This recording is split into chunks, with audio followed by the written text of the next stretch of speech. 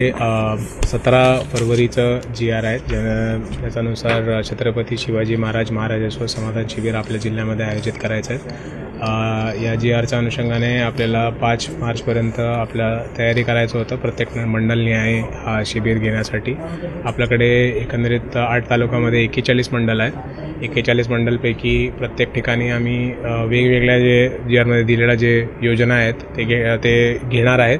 आणि याच्या व्यतिरिक्त जे आपल्या गोंदिया जिल्ह्याचं जे विशिष्ट भाग आहेत तिथे काही असं समाजसुद्धा आहेत ज्यांच्यापर्यंत शासन किंवा प्रशासन पोचू शकले नाही, त्यांचासुद्धा या समाधान शिबिरच्या अनुषंगाने आम्ही तिथे कॅम्प घेणार आहेत आणि लोकांपर्यंत वेगवेगळ्या विभागाचं शासनामार्फत जे अंमल करण्यात येणाऱ्या जे योजना आहेत त्यांचा लाभ लोकांपर्यंत पोहोचवण्याचा आम्ही प्रयत्न करणार आहेत।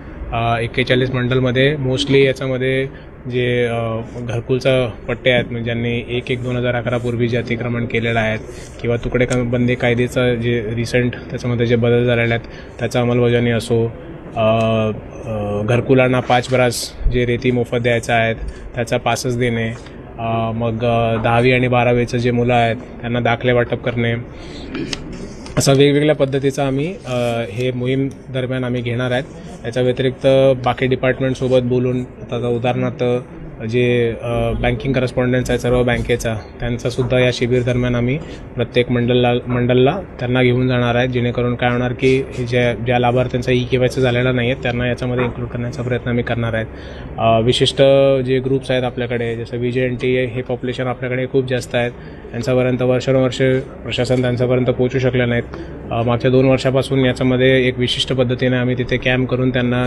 जातीचा दाखला आणि आधार कार्ड देण्याचा प्रयत्न केलेला आहे। या मोहीम दरम्यान आम्ही त्यांच्यापर्यंतसुद्धा पोहोचणार, जसं शिकलगार समाज झालं, नाथजोगी समाज झालं, असा भरपूर ठिकाणी त्यांचा तांडा आहेत जिथे म्हणजे काय ना काय कारणाने ते दुर्लक्षित झालेलं आहे, तर त्यांच्यापर्यंत पोहोचवण्याचा या शिबिर दरम्यान आम्ही करणार आहेत।